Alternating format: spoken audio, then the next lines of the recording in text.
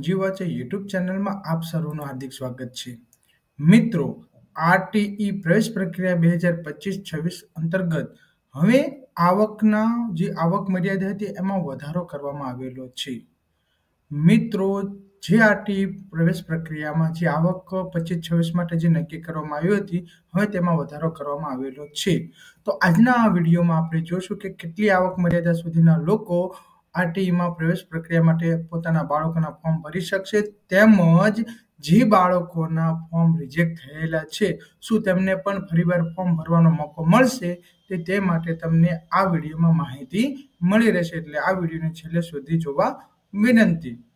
મિત્રો, આરટીઈ પ્રવેશ પ્રક્રિયા 2025-26 અંતર્ગત આવકનો સ્લેબ સુધારવા બાબતનો એક સરકારે જાહેર કરીને બહાર આપેલો છે.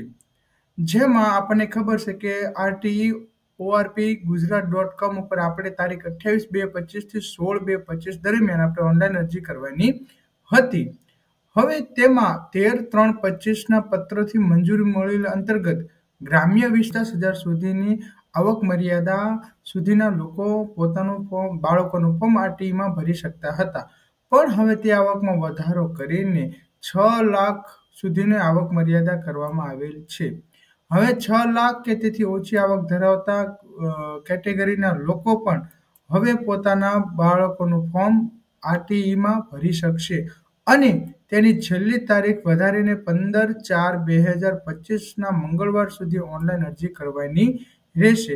જે પણ મિત્રોને આવક મર્યાદાના લીધે પોતાનું ફોર્મ કેન્સલ થયું છે તે પણ ભરી શકે છે. તેમજ 16/4 સુધીમાં બધા ફોર્મ ચેક કરીને જિલ્લા કક્ષાએ તેમને અરજી મંજૂર નામંજૂર કરવાની રહેશે.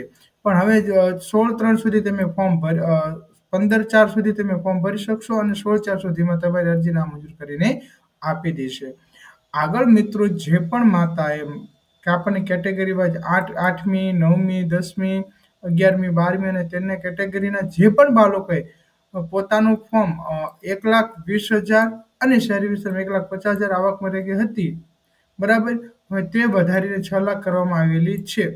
પણ વાર્ષિક 6 લાખ કે તેથી ઓછી આવક ધરાવતા બાળકોના કેટેગરી પ્રમાણે બાળકોએ જે પણની અરજીઓ ઓનલાઈન કરેલી હતી અને તેમની અરજી શું કરવામાં આવી હતી, રિજેક્ટ થયેલી હતી, તેઓ પણ હવે પુનઃ ઓનલાઈન અરજી કરી શકે છે. હવે જે પણ બાળકો માનો કે તેમની આવક મર્યાદા 1.5 લાખ ગ્રામ્ય વિસ્તારમાં 1,30,000 કે 1.5 લાખની દેખાડી હોય અને તેમની અરજી કેન્સલ કરેલી હોય, રિજેક્ટ કરેલી હોય, તેઓ પણ ફરીથી ભરી શકે છે. એવી જ રીતે શહેરી વિસ્તારના પણ લોકો પોતાની અરજી ફરીથી ભરી શકે છે. પણ આવક મર્યાદા આ વખતે એમાં કહેવામાં આવ્યું છે 6 લાખ અથવા 6 લાખ કરતાં ઓછી હશે તો તેમનું ફોર્મ માન્ય ગણવામાં આવશે.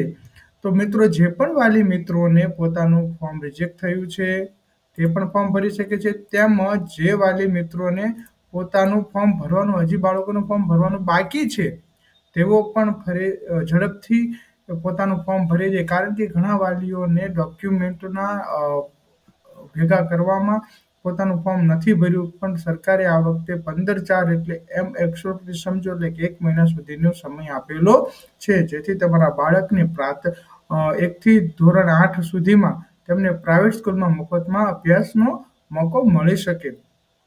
આવી અવનવી માહિતી મળી રહે તે માટે સંજીવા છે યુટ્યુબ ચેનલને સબસ્ક્રાઇબ કરવાનું ના ભૂલતા. અને આ મિત્રો, જતા આવી માહિતી તમને પૂરી પાડું છું તે માટે એક લાઈક અને આ વિડીયોને જરૂરથી શેર કરજો.